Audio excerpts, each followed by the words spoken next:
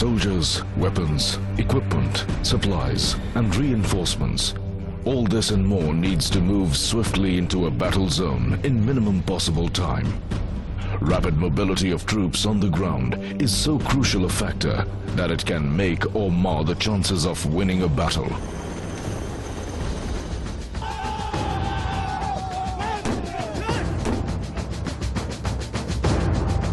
This is where the Corps of Engineers steps in.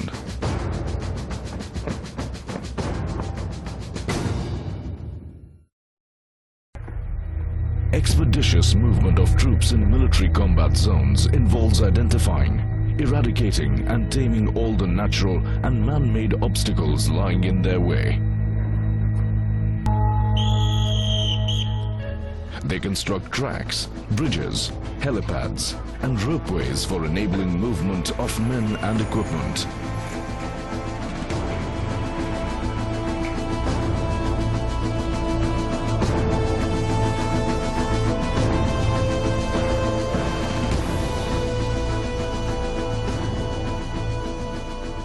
In areas suspected to have been mined by the enemy, it is the engineer's job to detect and defuse the landmines, making it safer for the troops to enter and operate.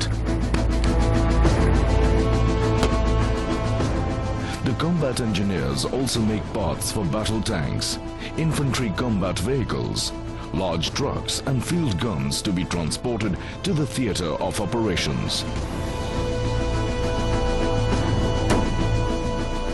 There are four pillars of the Corps of Engineers. We have the combat engineers, then we have the military engineering service, then we have the border roads, and we have the military survey. Each one of these engineering units performs an enabling role during war as well as peace. The Army engineers are also known as sappers. Sappers are engineers by qualification. They also train in armed combat as infantry soldiers. During war, these engineers fight alongside the infantry after executing their engineering tasks. The combat engineers are experts in constructing and commissioning bridges in a very short time. They deploy a wide lineup of bridges in combat zones, suited to the landscape and demands of the battle. The engineer's arsenal includes both mechanically as well as manually launched bridges. Weighing 5,700 kilograms, the AM-50 bridge is a Tatra truck mounted mechanically launched bridge. Each bridge covers a gap of 12.5 meters. A set of 4 vehicles can bridge up to 52 meters of gap.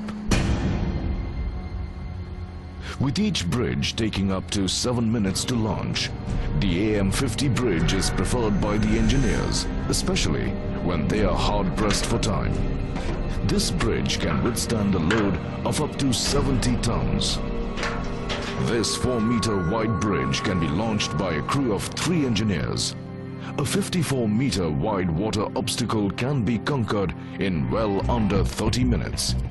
Such rapid deployment could give the ground forces an upper hand against the enemy troops.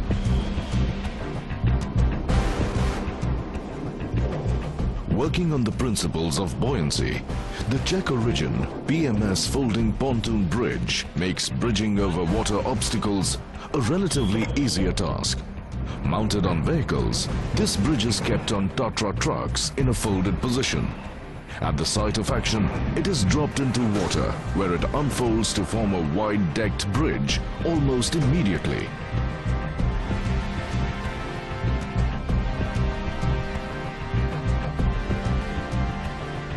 Many such pontoons can be joined together to launch bridges up to 100 meter long and 5.5 meter wide. The engineers also deploy Kruppmann heavy floating assault bridges for tackling water obstacles wider than 100 meters. The German origin Kruppmann bridges use members made of heavy-duty aluminum alloy. These are mounted on rubber floats, generally used for crossing rivers.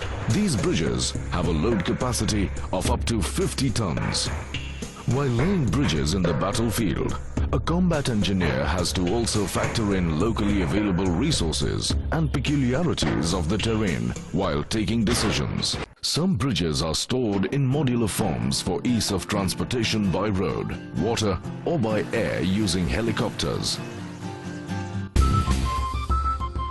Upon reaching the launch site, the modular components are quickly assembled and launched without wasting even a moment.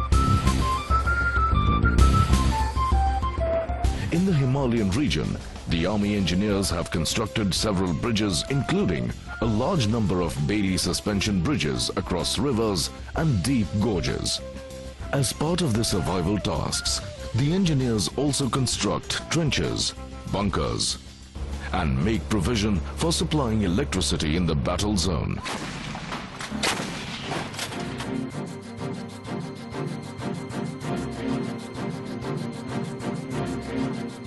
They also help in countering improvised explosive devices.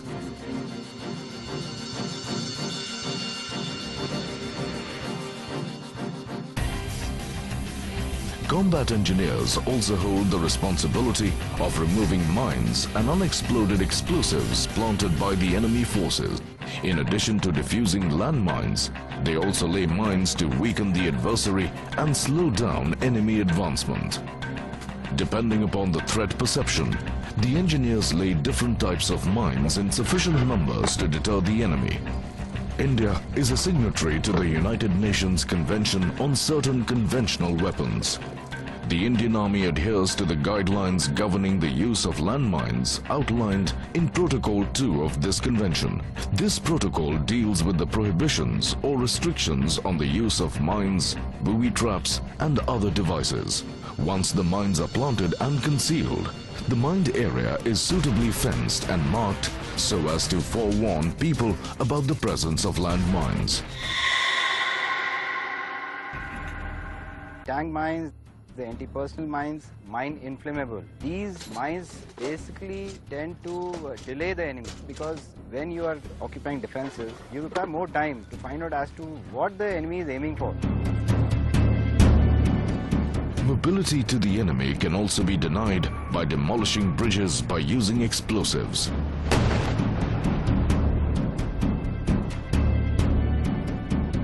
Here, explosives of suitable strengths are placed in water under the enemy bridge. Once detonated, the explosion sends up a high-power water jet forceful enough to blast the concrete and metal used in the bridge. Combat engineers are also trained to deal with nuclear, biological and chemical warfare. Their special skills are deployed in decontaminating the affected individuals, vehicles and the area in general. In the year 2010, the devastating cloudburst in Leh in the state of Jammu and Kashmir had created havoc on an unprecedented scale.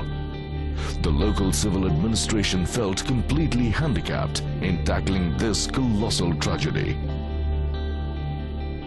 The Army engineers, along with the civil administrative authorities, took upon the challenge of restoring civil infrastructure on a war footing. And within just 1 month, most of the roads had become motorable and most of the bridges had been rebuilt. Normalcy in the region was restored much faster than what the civic administration had expected.